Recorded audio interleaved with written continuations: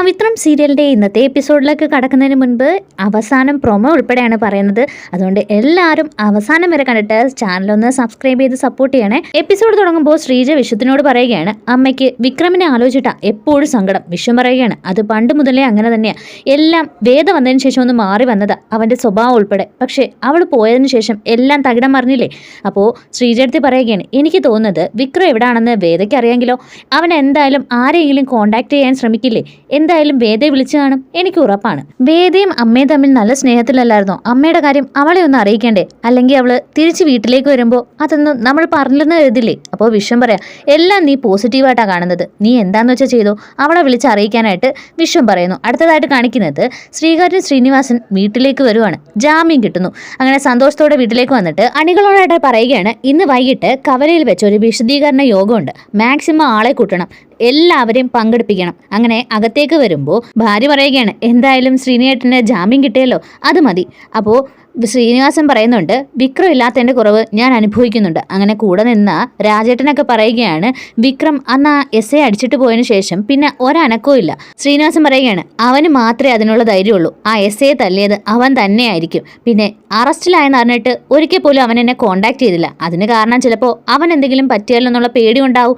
എന്നിട്ട് ഫോൺ വാങ്ങിയിട്ട് ശ്രീകാര്യൻ ശ്രീനിവാസൻ വാസവനെ വിളിക്കുകയാണ്. എന്നിട്ട് ചോദിക്കുകയാണ്, വാസവ, ഈ അറസ്റ്റിന് പിന്നിൽ നിന്റെ കൈകൾ വല്ലതും ഉണ്ടോ എന്ന് ചോദിക്കുമ്പോൾ വാസവൻ പറയുകയാണ്, നമ്മൾ തമ്മിലുള്ള പ്രശ്നം ഇലക്ഷൻ്റെ വോട്ട് എണ്ണി തീരുമ്പോഴല്ലേ, അല്ലാതെ ഈ ഉമ്മാക്കി പരിപാടിക്കൊന്നും എന്നെ കിട്ടില്ലെന്ന് വാസവൻ പറയുമ്പോൾ ശ്രീനിവാസൻ പറയുകയാണ്, നിന്റെ നഷ്ടവും വിഷമവും എല്ലാം എനിക്കറിയാം, പക്ഷേ അത് ഉപയോഗിച്ച് നീ ഞങ്ങൾക്കെതിരെ കളിക്കാനാണ് പ്ലാനെങ്കിൽ ഞങ്ങൾ തിരിച്ചടിക്കും, അത് നീ ഓർത്തോണം. അപ്പോൾ വാസവൻ പറയുകയാണ്, ഇന്നു മുതൽ വിശദീകരണ യോഗം തുടങ്ങുമല്ലേ, നിങ്ങൾ അവനെ വെള്ളപൂഷിക്കും, പക്ഷെ അവനെ വെറുതെ വിടാൻ പോകുന്നില്ല.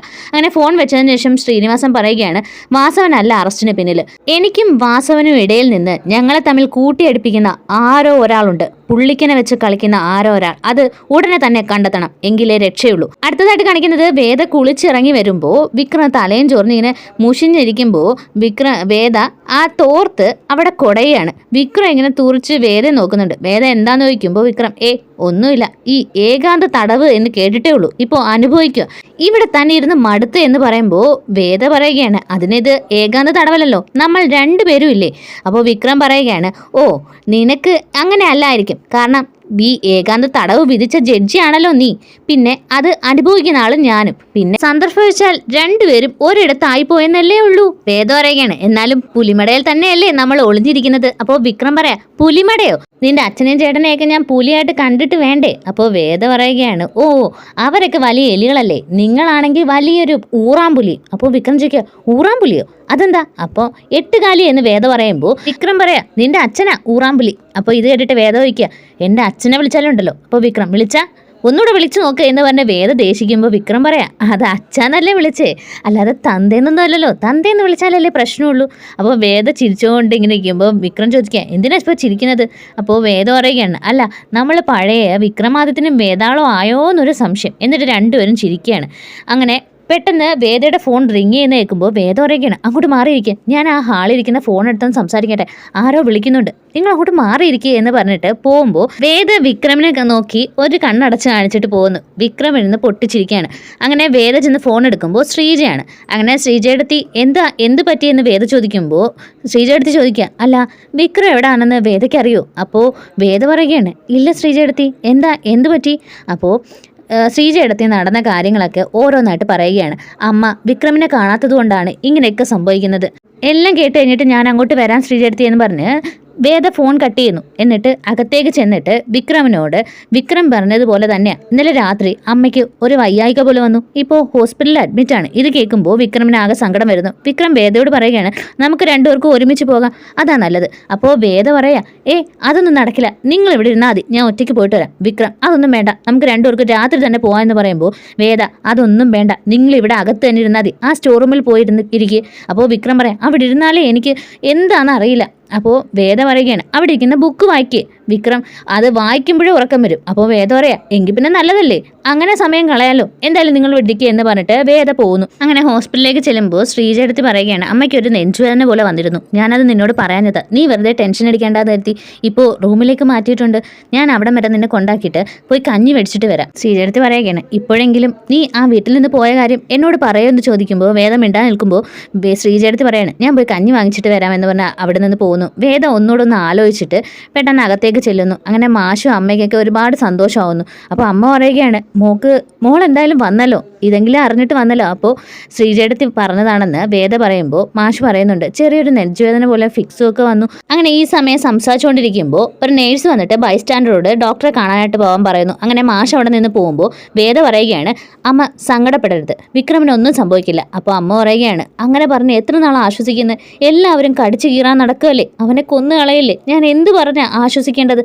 അപ്പോൾ വേദ പറയുകയാണ്, അമ്മ ആരോടും ഒന്നും പറയരുത്, വിക്രം എൻ്റെ കൂടെയുണ്ട്, സേഫാണ്, വിക്രമിനൊന്നും സംഭവിക്കില്ല. അപ്പോൾ അമ്മ ചോദിക്കുകയാണ്, നിൻ്റെ കൂടെ എന്ന് വെച്ചാൽ എൻ്റെ ഒപ്പം തന്നെ ഉണ്ട് അമ്മ, പക്ഷേ ഇത് ആരോടും പറയരുത്, ഞാൻ വിക്രമിനെ ആർക്കും വിട്ടുകൊടുക്കില്ല, ഒരു നിയമത്തിനും വിട്ടുകൊടുക്കില്ല, വിക്രമിനെ ഞാൻ രക്ഷിച്ചെടുക്കുമെന്ന് പറയുമ്പോൾ അമ്മയ്ക്ക് ഒരുപാട് സന്തോഷമാവുന്നു. എൻ്റെ മോൻ ചെയ്ത പുണ്യമാ നീ എന്ന് പറഞ്ഞ് അമ്മ വേദ കെട്ടിപ്പിടിച്ച് കരയാണ്. ഒരുപാട് സന്തോഷമാവുന്നു. അടുത്തതായിട്ട് കാണിക്കുന്നത് വേദ നേരെ ദർശനെ കാണാനായിട്ട് പോകുന്നു.